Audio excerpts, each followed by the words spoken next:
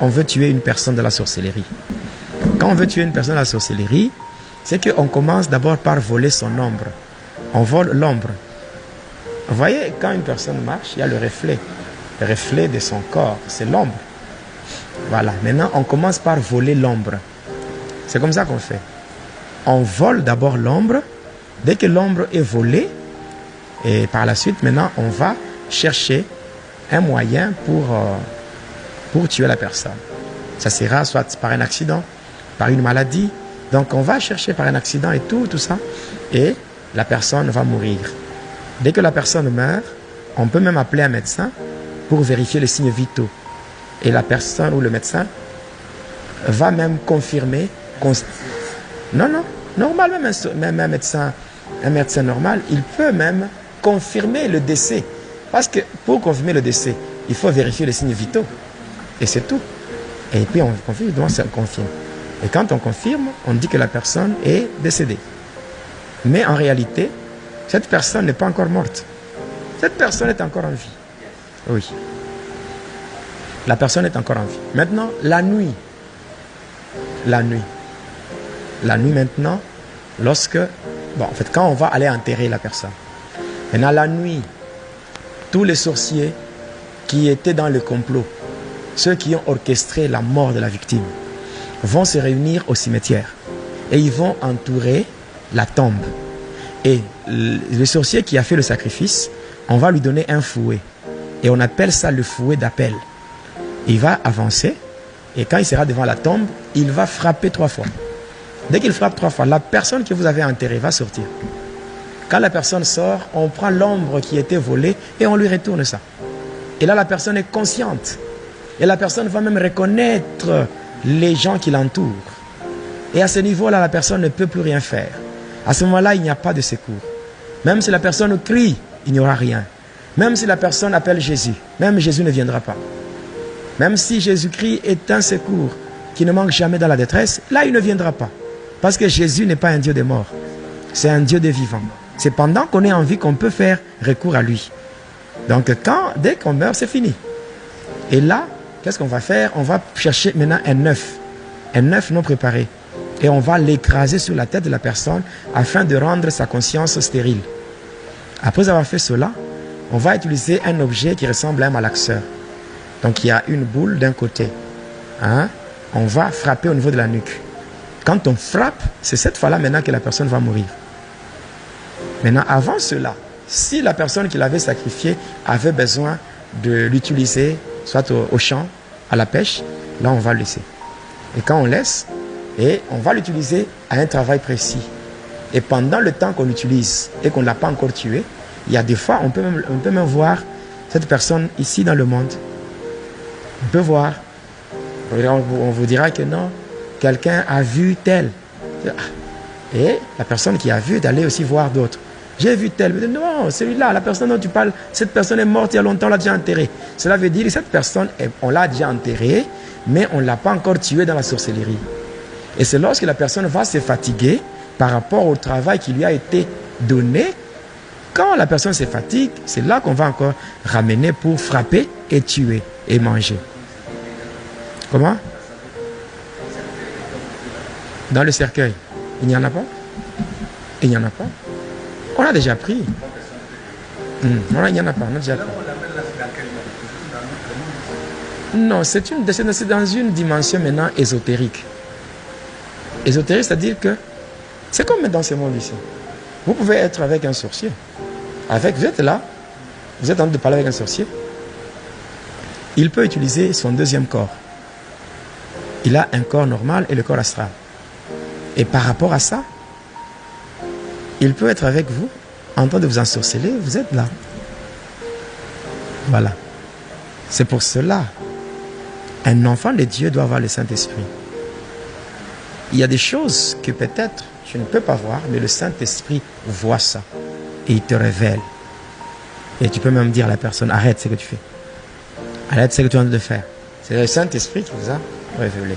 Je pense que j'aurai à répondre, quand viendra le moment des questions, j'aurai à répondre à tout ça.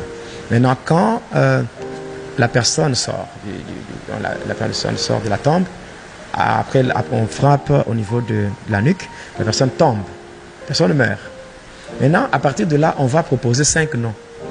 5 noms de bêtes. Chèvre, mouton, porc, vache, tout ça. On propose 5 noms. Et là, on va faire le tirage au sort. On tire au sort. Si ça tombe en une chèvre, là, on va prendre le cadavre qui est là. Maintenant, on le transforme, ça devient une chèvre. Et maintenant, on va dépecer.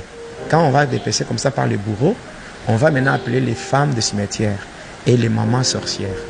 On va leur donner ça. Et elles vont maintenant rentrer dans le monde des humains, vendre ça dans des marchés. Oui, vendre ça dans des marchés. Et le reste, les sorciers mangent là-bas. Maintenant, quand elles rentrent avec ça, elles vont vendre ça au marché et mettre sur leurs étalages au marché, non? Et maintenant, sur leurs étalages, il y a une main. On appelle ça la main d'appel. C'est une main qui est invisible aux yeux charnels. Mais quand vous entrez au marché, elle fait ça. Elle vous attire. Et vous allez là-bas, vous payez, croyant que vous avez payé la viande de chèvre ou la viande de bœuf, ou la viande de bœuf. Mais cependant, vous avez payé la chair humaine. Et vous rentrez avec ça chez vous, vous mangez. C'est comme ça qu'il y a des possessions démoniaques, il y a la régression dans la foi, il y a l'incrédulité qui s'installe. Donc, il y a toutes ces choses-là, des maladies incurables, c'est passant par ces choses. Il y a des fois, on prend le sang, on transforme, ça devient de l'huile de palme. On amène dans le marché et les gens achètent. Les gens achètent ça. Il y a des fois, les sorciers transforment les doigts des cadavres. On transforme ça, ça devient des gros frétins. On amène dans le marché. Donc, il y a beaucoup de choses qui se font. Il y a des choses qui se font. On peut transformer, on transforme beaucoup de choses. On peut prendre l'eau, c'est-à-dire, on peut prendre un cadavre. On le laisse pendant 4 jours. Et quand le cadavre commence à se décomposer, le corps commence à sécréter un liquide. Et ce liquide-là, on le prend et on commence à vendre sous forme d'huile. Ou bien on donne ça aux sorciers qui ont de boulangeries, les mamans qui font des beignets. On leur donne, ils mettent dans l'eau pour faire la pâte, tout ça. Le pain, le beignet, tout ça. Et les gens achètent, hein, ça attire les clients, tout ça. Les gens achètent sans savoir ils mangent quoi. Et tout ça. Donc, cette même eau est donnée aussi aux faux prophètes. Aux faux prophètes, ils utilisent cette eau-là, où les gens vont dans des églises, ils prennent de l'eau et tout, sans savoir c'est quoi. Et quelqu'un dit, moi, je suis allé avec de l'eau chez moi, j'ai pris de l'eau chez moi, hein, dans mon bidon, dans une bouteille, j'ai pris ça chez moi au robinet, j'ai amené le prophète, là, juste prié pour ça, il m'a donné, donc c'est de l'eau qu'on a juste purifiée. Il faut savoir que la magie, elle est magie seulement devant les profanes. Donc, 2 magiciens entre eux ne peuvent pas faire la magie. Parce que c'est comme un exemple, un magicien fait la magie, il exécute son travail, il fait une démonstration, un numéro, il prend un petit caillou, il met dans sa main. Il dit, regardez dans ma main, vous voyez quoi? Un caillou. Il ferme la main. Et après, il fait quelques incantations. Il ouvre la main. Il dit, mais regardez, qu'est-ce que vous avez vu? Il y a maintenant un bonbon. Les gens voient que c'est un bonbon. Mais qu'est-ce qui se passe? Qu'est-ce qui s'est passé? Entre le magicien et le spectateur, il y a un voile d'aveuglement. Quand il ferme la main, il y a un démon qui vient avec un bonbon. Lui, il ouvre, vous ne voyez pas. Le démon change, il met le bonbon et il prend le caillou. Quand il ouvre, il vous montre ça, il ouvre, et donc il enlève le voile. Vous regardez, vous voyez qu'il a fait la magie. C'est ça. Donc, un faux prophète, un faux serviteur, vous l'amenez votre bidon rempli d'eau. Pendant qu'il est en train de faire la prière, les démons déversent tout. Et on remplit avec de l'eau qui vient de cadavres en décomposition et on vous donne.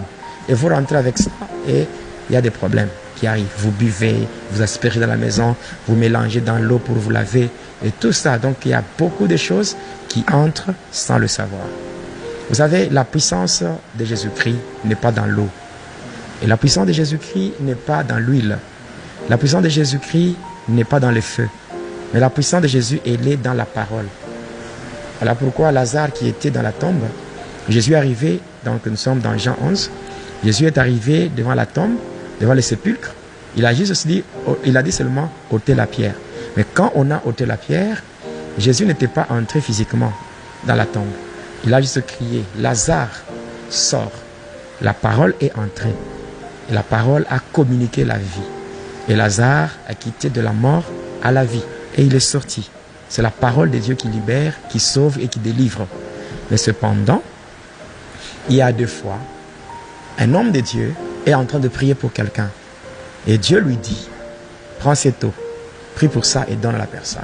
Là, c'est une instruction que Dieu donne. Ce n'est pas une formule. Il donne seulement parce que Dieu lui a dit de faire ça.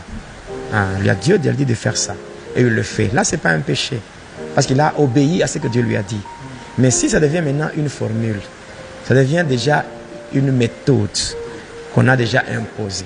Dans notre église, c'est de l'eau. Dans notre église, ce sont des pommes. Dans notre église, c'est ceci ou cela. Là, ce n'est plus Dieu. Là, c'est autre chose. Là, c'est autre chose. Vous savez, quelqu'un qui a Jésus, il a déjà de l'eau. Parce que Jésus est la source d'eau vive. Quelqu'un qui a Jésus, il a déjà de l'huile. Parce que Jésus, quand nous disons Jésus-Christ, donc Jésus-Christ, c'est-à-dire c'est lui qui est oint. Voilà pourquoi il est dit, lui-même a dit, l'Esprit du Seigneur est sur moi, car l'Éternel m'a oint.